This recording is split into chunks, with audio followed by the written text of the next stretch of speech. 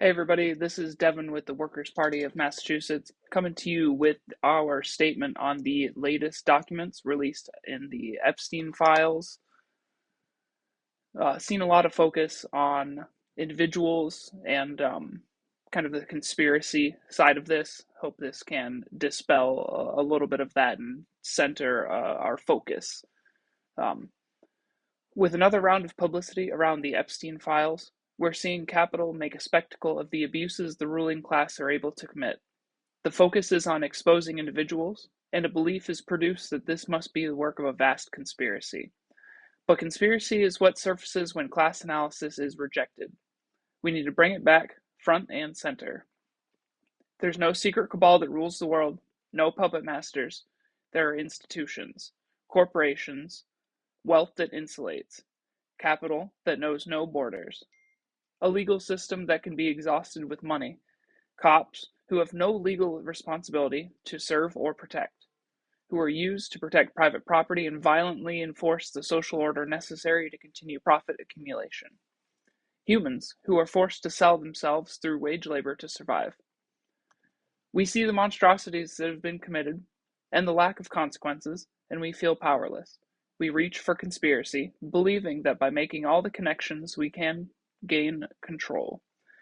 That exposure leads to justice, but exposure without leverage is just spectacle.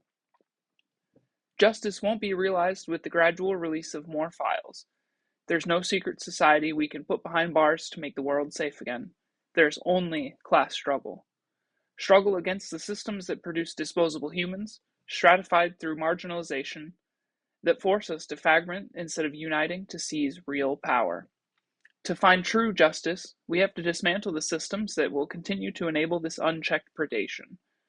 But first, we have to understand these systems so that they're not able to blind us with the endless conspiracies that don't lead to power. Epstein is not an example of a flaw in the system. He is the inevitable result of it. So let's look at how capitalism creates the conditions that enabled this to happen and will enable the next Epstein. Wealth as insulation. Money buys lawyers, silence, physical protection, settlements, and public relations firms who can handle social fallout. Precarity as recruitment tool. Poverty, housing instability, foster systems, debt, and lack of social support systems create people who can be coerced financially. Criminalization of survival. Sex work, homelessness, addiction, racism, and migration status make victims afraid to report and easier to control. Institutionalized patriarchy. Child marriage laws, domestic abuse, ignored cases of sexual assault, and other ways that gendered violence is normalized. Private arbitration, NDAs, sealed settlements. Harm is routed out of public accountability. Elite collective risk management. Dense social networks that protect their class interests, silence, access, favors, and containment are shared behaviors. Border enforcement. Documentation status creates a caste of people subject to extreme exploitation and precarity while having little to no legal recourse. And finally, media spectacle. Scandal becomes content. Outrage and exposure replace accountability and structural change.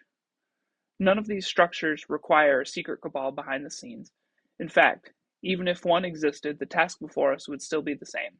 Destroy the capacity of capital and the state to maintain the system that makes people disposable while promoting the rich and powerful. We have to harness our collective rage into organized militant power and fight real systems. ICE, police, capitalists, landlords, all those that benefit from this system. We already have the tools we need: labor unions, revolutionary parties, mutual aid groups, tenant unions, and others are already fighting. We need to focus on building capacity to bring an end to this system, and that system being capitalism. Thank you.